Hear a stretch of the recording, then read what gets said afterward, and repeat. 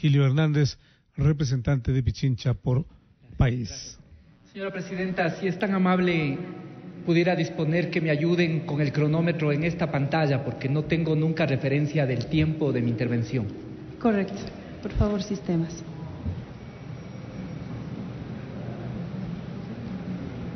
Se ha solicitado que sea activado el cronómetro de la pantalla que corresponde al asambleísta Virgilio Hernández para poder realizar un efectivo control de su tiempo de 10 minutos que establece la norma contenida en la Ley Orgánica de la Función Legislativa para la exposición de los señores y señoras asambleístas en los debates al interior del Pleno de la Asamblea Nacional. Estamos en el primer debate del proyecto de Ley Orgánica de Incentivos a la Producción y Prevención del Fraude Fiscal que envió el Ejecutivo con carácter urgente en materia económica, con base en el informe preparado por la Comisión de Régimen Económico. Muchas gracias, señor presidente. Colegas asambleístas, creo que efectivamente esta ley nos debe permitir la oportunidad de hacer reflexiones profundas respecto de la situación difícil en el plano económico que vive el país, pero al mismo tiempo nos debe permitir hacer diferenciaciones básicas. ¿Cuál es la diferenciación básica? Que en un momento difícil para la economía ecuatoriana no se recurre a los clásicos paquetazos que eran recomendación del Fondo Monetario Internacional, ni tampoco a cómo sugirió algún ex candidato presidencial y que sigue teniendo alguna pretensión, como es subir el IVA del 12 al 16%. Lejos de esas recomendaciones y lejos de lo que el Fondo Monetario Internacional señalaba, aquí con esta ley nos planteamos dos objetivos concretos. Uno, responder con medidas anticíclicas, es decir, en tiempos de dificultad buscamos no disminuir la inversión pública y al mismo tiempo incentivar la inversión privada y, por otro lado, buscamos evitar el fraude fiscal de las personas de mayor renta y que de esa forma y que hasta ahora han estado evadiendo su responsabilidad de pagar impuestos. Es decir, actuando de forma insolidaria y además de manera absolutamente diferente a lo que hacemos los empleados públicos y privados que estamos aquí en el Ecuador y que cumplimos con nuestras obligaciones. Creo que es importante señalar y decir que un país, cuando establece este tipo de medidas, es importante circunscribir y decir que la política económica, o que en materia de política económica, hay tres tipos de políticas que son las que se pueden generar y desarrollar incentivos. Una es la política monetaria, otra es precisamente la política tributaria y otra es la política comercial. En cuanto a la política monetaria, el Ecuador perdió esa posibilidad cuando se dolarizó la economía.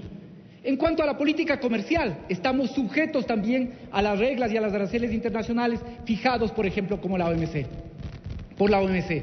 Entonces nos queda la política tributaria. Y cuando aquí se habla de incentivos, hay que decirle también al país que esos incentivos a alguien le cuestan.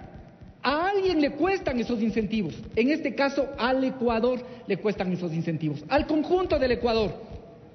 Pero los hacemos pensando precisamente en este esfuerzo común que debe ser para...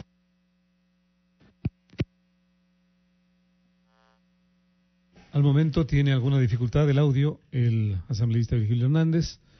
¿Y quién interviene en este primer debate del proyecto de ley de incentivos a la producción y prevención del fraude fiscal? Usted está en sintonía de la radio de la Asamblea Nacional y TVL. También puede seguirnos en www.asambleanacional.gov.es desde cualquier lugar que se encuentre en el país o en el mundo entero. Es la sesión 305 del Pleno que se emite desde el Salón Nela Martínez de la Asamblea Nacional.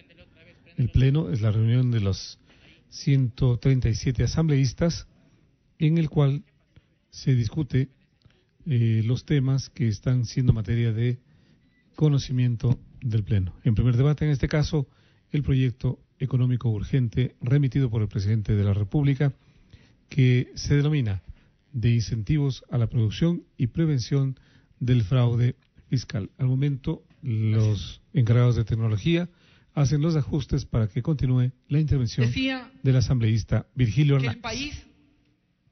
Que el país, cuando establece incentivos, esos incentivos le cuestan al Ecuador. Es decir, son sacrificios que el conjunto de ecuatorianos estamos realizando en función de un objetivo. Y aquí básicamente se generan incentivos que ya son una renuncia, que ya son un sacrificio. ¿En función de qué? De la inversión que puede generar producción, que puede generar reactivación de la mano de obra y que puede permitir otro tipo de objetivos. Por eso se hace. Pero adicionalmente es importante señalar que en esta ley no solo se generan incentivos efectivamente para empresas que están interesadas en temas mineros o en el tema de la refinería, que es un objetivo estratégico del Ecuador, sino además se generan otro tipo de incentivos, por ejemplo, para las inversiones de empresas que estaban establecidas antes de la expedición del Código de la Producción.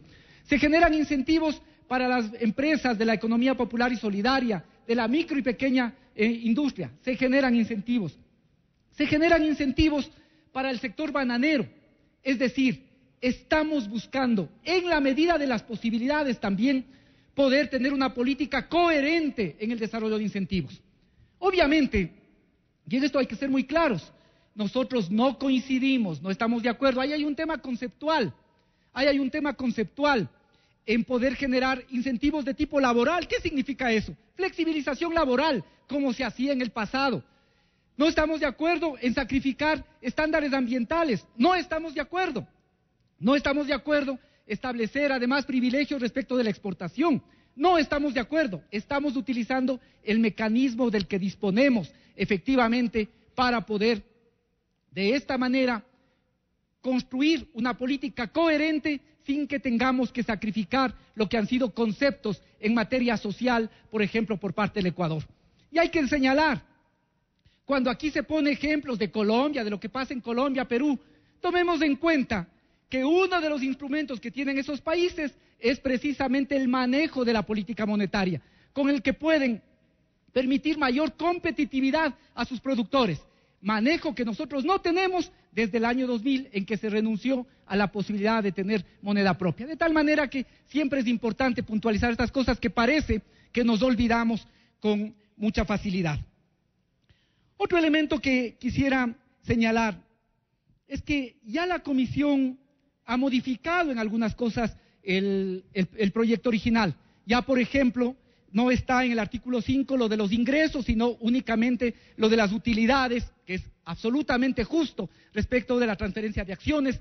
De igual manera, se ha puntualizado adecuadamente que el SRI debe ser la instancia que regule qué gastos son considerados deducibles y cuáles no. De tal manera que esto que se dijo algún momento del impuesto a la comida chatarra y todo, no tiene precisión. Y no están leyendo, lo lamentable, no se está leyendo el informe, sino el proyecto original. Uno de los elementos que es importante señalar es aquellas medidas, o en las cosas en las que quisiera profundizar, es en las medidas que tienen que ver con el control de la evasión del fraude fiscal. ¿Qué es lo que ha pasado? Y ya lo mencionó mi compañero Galo Borja, respecto de cómo se utiliza el tema de los paraísos fiscales y los mecanismos que se utilizan para evadir el pago de impuestos. Y de igual forma, en el tema de la residencia fiscal, ese no es un aspecto de control, es un tema de principio. Y más en un mundo globalizado, es imposible tener como único antecedente para el pago del impuesto la presencia física. Por eso nosotros hemos establecido con claridad 4 aspectos. Pagan impuestos en este país los que permanecen 183 días en un mismo año fiscal, de enero a diciembre. Pagan impuesto en este país aquellos que permanecen 183 días por lo menos entre 2 ejercicios fiscales, de mayo 2014 a mayo 2015. Pagan impuestos aquellos que realizan y que tienen el núcleo central de sus actividades, que es el hecho generador, pagan impuestos aquí, aunque ellos no vivan en el Ecuador. Y cuarto, pagan impuestos personas que por las características de sus actividades, vale que este pleno conozca, que hay personas que no registran residencia fiscal en ninguna parte del mundo, consultores, por ejemplo. pero si su familia y sus relaciones más estrechas, relaciones familiares, están aquí en el Ecuador, pagan impuesto. Esto no es nuevo del Ecuador, es parte efectivamente de legislación internacional y de convenios que el Ecuador ha firmado con Alemania, Brasil, Italia, Francia, España, Rumania, Suiza, Canadá, México, Bélgica, Chile, Uruguay, Corea del Sur, China. De tal manera que esto efectivamente está no solo tratado en el ámbito ecuatoriano, sino también por la legislación internacional. Esto es importante decir. Ya en el proyecto no se mantiene lo de relaciones personales más estrechas, sino de relaciones familiares. Y obviamente eso se tendrá que reglamentar en función también de los convenios que se han establecido. Hay que decir, para respecto a lo que es la preocupación que tenía un colega del Movimiento País, que el núcleo, en cuanto a lo que se refiere a intereses económicos, no son o no tiene que ver con las relaciones comerciales, sino las relaciones societarias. Esto es importante señalar, de tal manera que si alguien compra en Supermaxi, que es lo que aquí se dijo, de ninguna forma se encuentra vinculado, porque no se refiere a las relaciones comerciales, sino societarias, que es otra de las cosas que también se ha señalado.